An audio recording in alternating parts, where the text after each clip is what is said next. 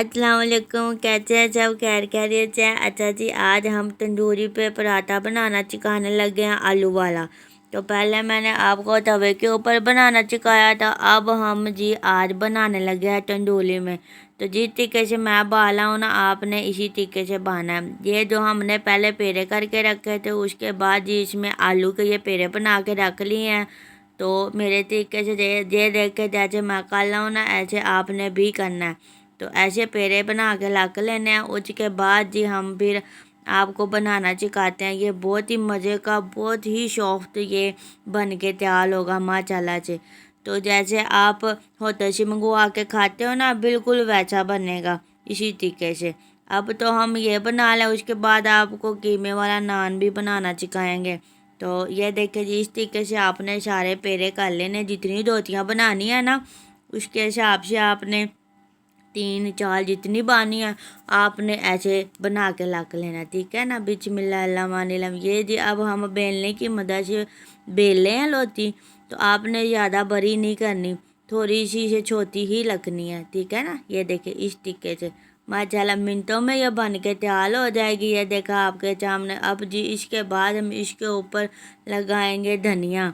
तो धनिया लगाएंगे तो इतनी मज़े की चीज़ होती है, देखना बन के तैयार होगी ना, बड़ी अच्छी लगेगी। हमने तकरीबन 5 के 7 रोटियां पाई थी, बड़ी मज़े की बनी थी माशाल्लाह से। और रायते के साथ हम लोगों ने फिर खानी है, ठीक है। ये देखे जी इस तरीके से। ये देखिए धनिया भी हमने लगा लिया है। तो फिंगर की मदद से आपने ऐसे छोटे छोटे ऊपर से सुराख कर देने हैं, क्योंकि लोटी जब लगाए ना तो वो गिरे ना उसके ऊपर से। ये देखिए जी गिद्दी के ऊपर रख लिया हमने। अब जी हम इसके बाद दूसरी रोटी है वो भी तैयार करने लगे हैं आपके सामने। तो इस तरीके से आपने वो भी करनी है।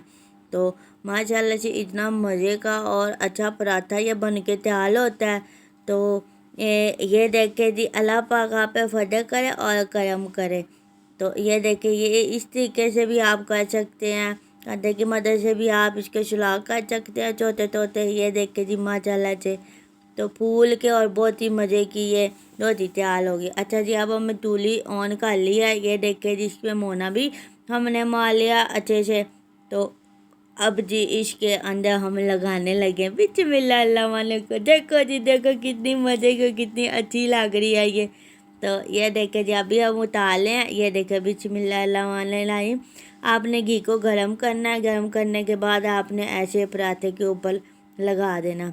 रोटी के ऊपर लगाओगे तो वो पाथा बन जाएगा माशाल्लाह से। इस तरीके से जी होटल वाले भी बातें हैं।